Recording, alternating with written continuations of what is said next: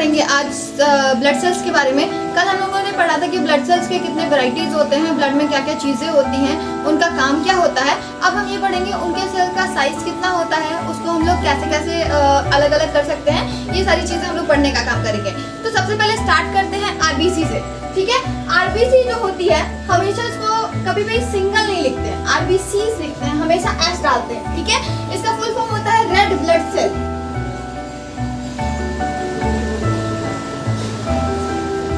इसको एक और बहुत अच्छे नाम से जाना जाता है, इराइथ्रोसाइट के नाम से।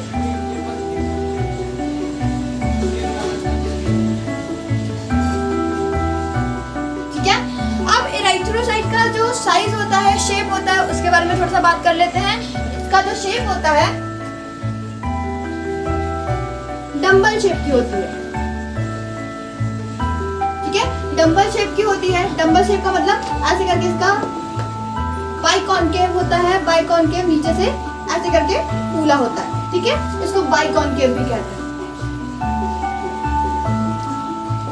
अब इसका जो साइज होता है वो अप्रोक्सीमेटली 7.2 माइक्रोमीटर होता है। ठीक है, और इसकी जो विड्थ होती है वो किनारे किनारे पेरिफेरी रीजन में 2 माइक्रोमीटर होती है, और एट द सेंटर पे इसका जो विड्थ होता है वो 1 माइक्रोमीटर होता है। ठीक है, तो साइज की बात कर लेते हैं। Length about 7.2 micrometer and width about 2 micrometer at periphery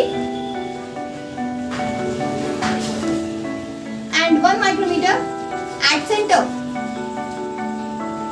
ठीक, इसके बाद आरबीसी का जो लाइफ स्पान होता है, लाइफ स्पान का मतलब होता है कितना देर वो जिंदा रहती है, कितना दिन वो जिंदा रहती है। तो आरबीसी का जो लाइफ स्पान होता है 120 डेज होता है। ठीक है, स्पेशली जब आरबीसी मैच्योर होती है, जब आरबीसी जनरली हमारा जो सेल्स का फॉर्मेशन होता है वो हमेशा लॉन्ग बोन के बोन मैरो में होता है, उसकी अस्थि मज्जा में होता है। ठीक है, वहाँ पे जब फॉर्मेशन होता है आरबीसी का, तो आरबीसी रेटिकुलोसाइट के रूप में हमारे बोन से बाहर निकलती है। 2 दिन पूरी बॉडी में सर्कुलेट करने के बाद वो मैच्योर आरबीसी में चेंज होती है। अब पूछोगे कि रेटिकुलोसाइट और मैच्योर आरबीसी में क्या अंतर होता है।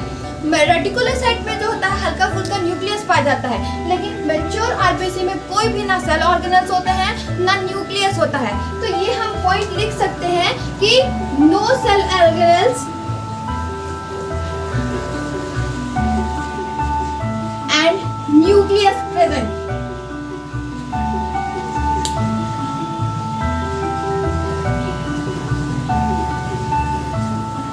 ये दोनों की दोनों चीजें प्रेजेंट नहीं होती, अनुपस्थित होती हैं।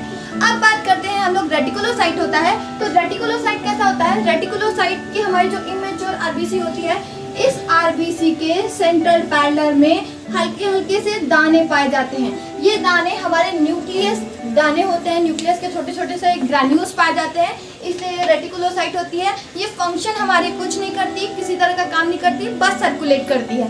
जो मैच्योर आरबीसी होती है वो क्या करती है, वो हमारी बॉडी में ऑक्सीजन और कार्बन डाइऑक्साइड का एक्सचेंज करने का काम करती है, न्यूट्रिएंट मटेरियल को पहुंचाने का काम करती है, और वहां से टॉक्सिक को वापस ले आने का भी काम करती है। तो बहुत यूजफुल सेल है। ठीक है, अब इसके बारे में थोड़ी सी और बात कर लेते हैं। इसके पास एक सेंट्रल पैरेलल होता है। ये किनारे किनारे से चौड़ी और बीच में चपटी होती है। ठीक है, बीच वाला जो एरिया होता है वो खाली होता है, तो इसको हम लोग सेंट्रल पैरेलल कहते हैं।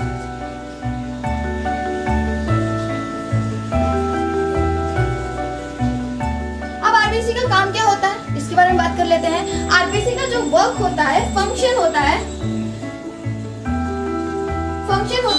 First distribute oxygen and nutrient material distribute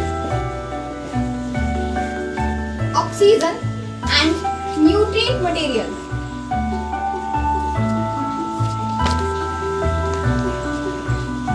basically ये ऑक्सीजन ही ट्रांसपोर्ट करती है। ठीक है, और दूसरा होता है रिमूवल ऑफ CO2 और टॉक्सिक मटेरियल।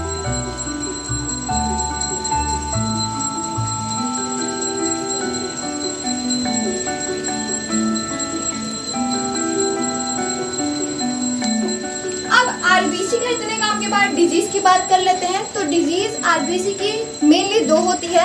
अगर आरबीसी अपने काउंट में कम हो जाती है तो वो एनीमिया कॉज करती है। एनीमिया मतलब ब्लड की कमी, चाहे वो किसी भी तरीके से हो जाए।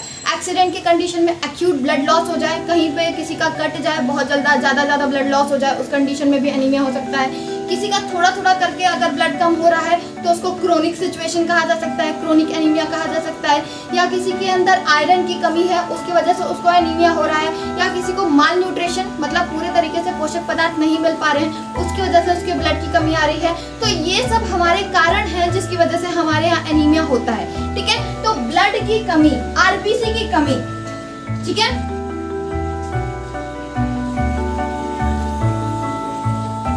आरबीसी की कमी को हम लोग कहते हैं एनीमिया। ठीक है, अब आरबीसी की अधिकता जब हो जाएगी तब हम उसको क्या कहेंगे, तब उसको पॉलीसाइटोसिस कहते हैं या पॉलीइराइथ्रोसिस कहते हैं।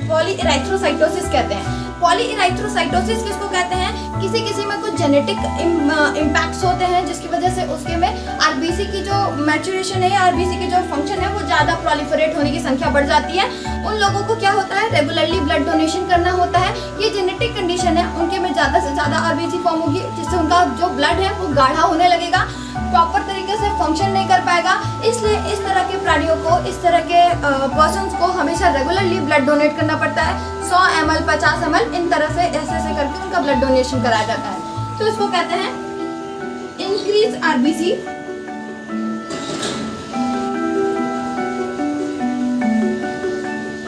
इंक्रीज आरबीसी में क्या होता है, पॉलीइराइथ्रोसाइटोसिस।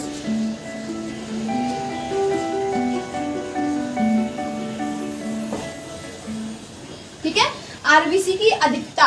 अब इसमें आरबीसी के कुछ और रोग भी आते हैं। क्या आता है, जैसे हमारा सिकल सेल एनीमिया होता है, ये भी एक जेनेटिक डिसऑर्डर है। इसमें हीमोग्लोबिन की कमी की वजह से हमारी जो आरबीसी होती है वो सिकल से हंसिया के आकार की हो जाती है। ठीक है, सिकल सेल एनीमिया क्या आता है, ये एनीमिया का ही एक पार्ट है।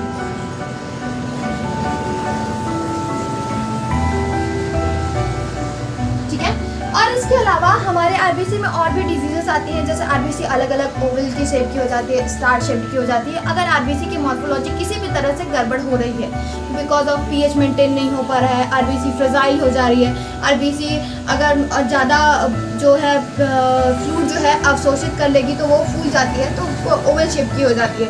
उस कंडीशन में भी वो अपना फंक्शन प्रॉपर तरीके से नहीं कर पाती है, या स्टार शेप की हो जाती है, उस वजह से भी प्रॉपर फंक्शन नहीं कर पाती है। तो उसके बारे में भी हम लोग अगले वीडियो में डिस्कस करेंगे।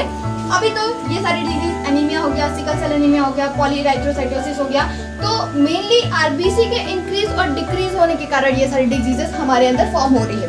ठीक है, तो आज हम लोग आरबीसी के बारे में पढ़े।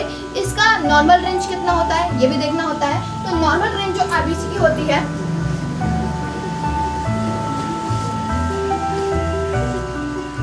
वो अप्रोक्सीमेटली 3.5 से लेकर 4.5 मिलियन पर क्यूबिक mm जो होती है फीमेल में पाई जाती है।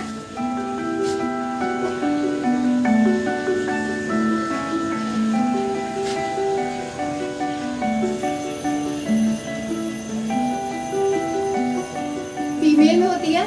मेल की बात किया जाए तो यही काउंट बढ़ के 4.5 से लेकर 6.0 हो जाता है।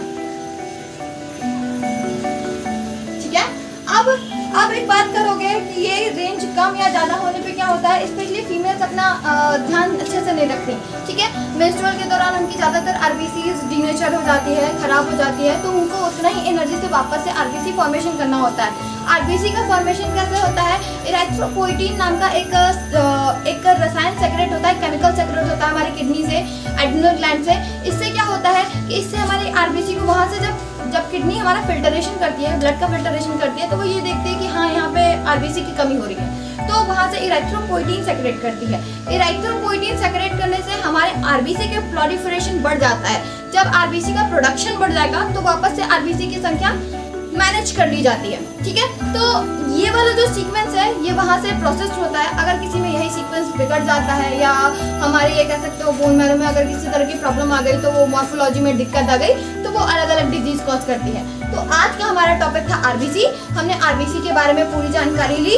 नेक्स्ट टॉपिक में हम डब्ल्यूबीसी के बारे में पढ़ेंगे और आरबीसी के शेप के बारे में पढ़ेंगे।